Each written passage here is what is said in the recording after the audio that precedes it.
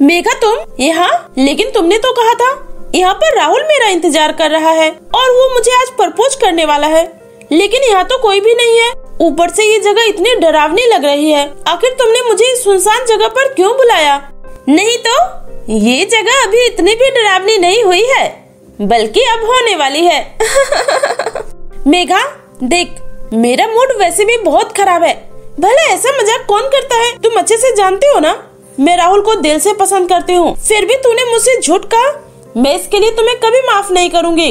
माफ तो मैं तुझे कभी नहीं करूँगी। तुझे क्या लगा तुम मुझसे मेरे राहुल को छीन लेगी? नहीं, कभी नहीं। राहुल सिर्फ मेरा है, सिर्फ मेरा, समझी?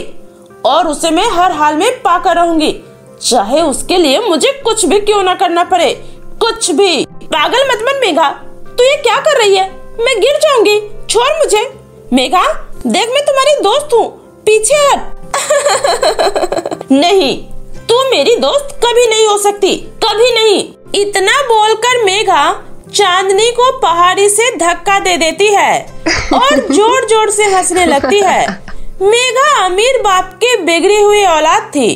उसे एक बार जो चीज पसंद आ जाती वो उसे हर हाल में हासिल करके रहती थी, और उसके इसी जिद्दीपन ने उसे कब इंसान से हैवान में बदल दिया उसे खुद भी पता नहीं चला। राहुल सिर्फ मेरा है। अगर उसके और मेरे बीच कोई भी आया तो मैं उसका भी यही हाल करूंगी जो इसका हुआ। इतना बोलकर मेघा गुस्से में वहाँ से घर आ जाती है। अगले दिन जब वो कॉलेज आती है तो राहुल उससे कहता है, अरे मेघा, अच्छा हुआ तुम यहाँ मुझे मिल गई। देखो ना, कल से ही मैं चांदनी का फोन ट्राई कर रहा हूँ, लेकिन वो मेरा फोन नहीं उठा रही है। तुम तो उसकी सबसे अच्छी दोस्त हो, तुम्हें उसके बारे में कुछ पता है कि वो कहाँ है? अरे राहुल, वो तो गांव गई है, उसने तुम्हें बताया नहीं? अरे बुद्धू, अगले महीने उसकी शादी होने वाली है, इसलिए वो हमेशा के लिए इस हॉस्टल को छोड़कर गांव चली गई। क्या? शादी? गांव? उसने तो मुझे इस बारे में कुछ नहीं बताया। आखिर वो ऐसा कैसे कर सकती है? क्या नहीं कर सकती?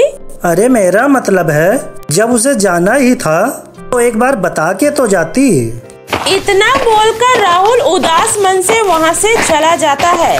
राहुल चांदनी को बहुत पसंद करता था और उसका इस तरह बिना बताए चले जाना उसे बर्दाश्त नहीं हो रहा था। वो बिस्तर पर लेटे लेटे उसी के बारे में सोच रहा था। उसे नींद नहीं आ रही थी, बेचैनी हो रही थी। वो बार बार चांदनी के बारे में ही सोच रहा था। ऐसे ही कुछ दिन बीत गए। इधर मेघा राहुल को पाने की सारे तरकीब आजमा चुकी थी, लेकिन वो उसे जरा भी भाव नहीं देता था। राहुल, तुम सिर्फ मेरे हो, मेरे, और मैं हर हाल में तुम्हें अपना बनाकर रहूंगी। उसके बाद मेघा के ऊपर राहुल को पाने की सनक और भी ज्यादा बढ़ जाती है, और कहते हैं ना, बुरी शक्तियाँ अपनी शक्ति को बढ़ाने के लिए इसी तरह के कमजोर और सनकी लोगों को अपना मोहरा बनाती है। ऐसा ही कुछ मेघा के साथ भी हुआ। एक दिन मेघा पार्क में उदास बैठी थी, तभी एक अजीब सी दिखने वाली लड़की उसके पास आती है। तुम्हारी आंखों में मोहब्बत का गहरा समंदर है, लगता है बहुत ही शिद्दत से अपने हमसफर को चाहती हो। हाँ, लेकिन क्या? जब तुम्हें मेरी आंखों में मोहब्बत दिख सकता है तो उसे क्यों नहीं? आखिर वो मेरे प्यार को क्यों नहीं समझ पा रहा? क्यों नहीं? मैं उसे पाने के लिए कुछ भी कर सकती हूँ, कुछ भी। मैं उसके लिए अपनी जान दे भी सकती हूँ तो किसी की जान ले भी सकती हूँ। अगर वो मुझे नहीं मिला तो मैं मर जाऊंगी। मैं उसे बहुत प्यार करती हूँ। मूर्ख लड़की, दुनिया में जो चीज ना मिले उसे छीन लो। छीन लूं? लेकिन कैसे? मेरे साथ आओ। उसके बाद वो लड़की मेघा को घने जंगल में लेकर जाती है, जहाँ हर तरफ मानव कंकाल पड़े हुए थे और बीच में एक हवन जल रहा था। ये कैसी जगह है? और ये सब क्या है? ये तंत्र साधना की जगह है। तंत्र साधना एक ऐसी साधना है जिससे हम अपने मनचाहे काम को बड़ी आसानी से करा सकते हैं। लेकिन हाँ, मुझे भी ये साधना करनी है। मैं अपने प्यार को पाने के लिए कोई भी साधना करने के लिए तैयार हूँ। बताओ मुझे क्या करना होगा। बहुत खूब, ये लो, ये तंत्र साधना की किताब है। इसमें साधना का मंत्र लिखा हुआ है। जैसे ही रात के 12 बजेंगे तुम्हें ये साधना करनी होगी। मेघा उस अजनबी लड़की से वो किताब और साधना की सारी चीजें लेकर अपने कमरे में आ जाती है और जैसे ही रात के 12 बजते हैं वो उस लड़की के बताए अनुसार साधना क्रिया करने लगती है। वो अपनी आंखें बंद करके मंत्र का जाप कर रही थी, तभी उसके कमरे का डोरबेल बजता है। अरे इस वक्त मेरे दरवाजे पर कौन हो सकता है? तभी दोबारा से डोरबेल बजता है और फिर मेघा साधना को बीच में ही छोड़कर दरवाजा खोलने के लिए उठ जाती है। तभी वो देखती है कि दरवाजे पर राहुल खड़ा है। मेघा, तुम इतनी देर से क्या कर रही थी? दरवाजा क्यों नहीं खोल रही थी? मैं कब से डोरबेल बजा रहा हूँ। मेघा को अपनी आंखों पर यकीन नहीं होता। जो लड़का कल तक उसे देखना तक पसंद नहीं करता था, आज वो खुद से चलकर उसके घर तक आया है। उसकी खुशी का कोई ठिकाना ही नहीं रहता। मैं जानता हूँ मेघा, तुम मुझसे बहुत प्यार करती हो और मुझे भी ये बात तुमसे दूर होने के बाद ही पता चला। मैं भी तुम्हारे बिना नहीं रह सकता, इसलिए मैं तुम्हें लेने आया हूँ। मेघा चलो मेरे साथ, चलो मेघा। मेघा बिना कुछ सोचे समझे तंत्र साधना को बीच में ही छोड़कर खुशी खुशी राहुल के साथ चल देती है। कुछ दिनों बाद मेघा फिर से अपने कॉलेज में वापस आती है। तभी मेघा की दोस्त गुंजन उससे कहती है, यार मेघा, तू अचानक से कहाँ गायब हो गई थी? न कोई कॉल न कोई मैसेज, कहाँ थी इतने दिनों तक? अच्छा समझ गई, राहुल की शादी हो गई ना, इसलिए तू कुछ दिनों के लिए इस शहर को छोड़कर चली गई थी, है ना? वैसे यार मुझे तेरे लिए बहुत बुरा लग रहा है। जाने दे गुंजन, अब मैं उसे भूल चुकी हूँ। अब बस मैं तुम लोगों के साथ अपनी लाइफ को एंजॉय करना चाहती हूँ। अच्छा सुन, यही पास ही एक आइसक्रीम स्टॉल है, चलना, चलकर वहाँ आइसक्रीम खाते हैं। उसके बाद मेघा गुंजन को अपने साथ जंगल में ले जाती है। मेघा, ये तो मुझे कहाँ लेकर आई है? भला ये कैसी जगह है?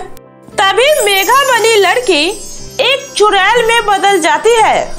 ये तुम्हारी जिंदगी की आखिरी जगह है। अब तुम्हें मुझसे कोई नहीं बचा सकता, कोई भी नहीं। इतना बोलकर मेघा बनी चुड़ैल उस लड़की को पेड़ से उल्टा लटका देती है। अब से मेघा बनी चुड़ैल का रोज का ही यही काम हो जाता है। वो हर 2 दिन बाद मेघा का रूप लेकर उसके कॉलेज जाती और फिर उसके किसी एक दोस्त को बहला फुसलाकर अपने साथ जंगल ले आती और उसे मारकर पेड़ से उल्टा लटका देती। ऐसे ही दिन बीत रहे थे। अब तो कॉलेज की लड़कियों को भी मेघा के ऊपर शक होने लगा था। ये देख, ये मनहूस फिर से कॉलेज आई है। देखना, आज हमारे कॉलेज में से फिर से कोई लड़की गायब होगी। हाँ यार, मुझे तो लगता है ये सब यही सन की मेघा कर रही है। वही लड़कियों को बहला फुसलाकर उसका किडनैप करवा रही है। हमें इस पर नजर रखनी होगी।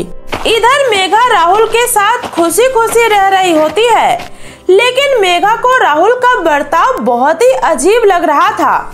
वो उसे किसी से मिलने नहीं देता था और न ही किसी से बात करने, यहाँ तक कि वो उसे घर से बाहर तक भी नहीं जाने देता था और उसका कमरा भी एक सुनसान जगह में था और वो कभी कभी ही मेघा के पास आया करता था, जिस वजह से मेघा को राहुल के ऊपर शक होने लगा था। एक दिन राहुल जब घर नहीं आता तो मेघा किसी तरह से वहाँ से बाहर निकलकर उसे ढूंढने लगती है। तभी रास्ते में उसे राहुल का दोस्त मोहित मिलता है और मोहित से मिलकर मेघा को पता चलता है कि राहुल की तो शादी हो गई है और वो अपनी वाइफ के साथ अमेरिका में शिफ्ट हो गया है। ये सुनकर मेघा का सर चकरा जाता है। क्या राहुल इंडिया में नहीं है? फिर मेरे साथ जो राहुल बनकर रह रहा है वो कौन है? मेघा को कुछ भी समझ में नहीं आ रहा था कि आखिर ये सब उसके साथ हो क्या रहा है। वो भागते हुए वहाँ से अपने कमरे में जाती है। तभी थोड़ी देर बाद राहुल वहाँ आ जाता है। सच बताओ, तुम मैं राहुल हूँ, तुम्हारा पति। तुम राहुल नहीं हो। सच बताओ, कौन हो तुम और ये सब क्यों कर रहे हो? अच्छा, लगता है तुम्हें सच्चाई पता चल चुकी है। तभी राहुल एक चुड़ैल में बदल जाती है। मैं चुड़ैल हूँ मैं। चुड़ैल। आखिर तुम मेरे साथ ये सब क्यों कर रही हो? तुम मुझसे क्या चाहती हो? मुझे तुम्हारा ये शरीर चाहिए था जो कि मैंने तुमसे छीन लिया है। बेवकूफ लड़की, अब तुम मेरे किसी काम की नहीं रही। तुम्हारे बाकी के दोस्तों की तरह अब तुम्हें भी मरना होगा। नहीं, प्लीज मुझे छोड़ दो। मुझे जाने दो, मुझे छोड़ दो। मरना तो चांदनी भी नहीं चाहती थी, लेकिन उसे भी तो मरना पड़ा। अब तुम्हारी बारी है। इतना बोलकर वो चुड़ैल मेघा को मार डालती है और मेघा का रूप लेकर फिर से कॉलेज पहुंच जाती है, जहां पुलिस इंस्पेक्टर उसे पकड़ लेते हैं। बताओ, किडनैप की हुई लड़कियों के साथ तुमने क्या किया? मैं मेघा नहीं बल्कि चुड़ैल हूँ और किडनैप की हुई लड़कियों को मैंने मार दिया। अब तुम सबकी बारी है। इतना बोलकर जैसे ही चुड़ैल सब पर हमला करने के लिए आगे बढ़ती है, तभी वहाँ पर एक तांत्रिक आ जाते हैं और वो अपनी तंत्र सिद्धि से उस चुड़ैल को एक बोतल में कैद कर लेते हैं। मुझे छोड़ दे तांत्रिक, तू मेरा कुछ नहीं बिगाड़ सकता। छोड़ दे मुझे। तेरी मेरी दुश्मनी तो पुरानी है चुड़ैल।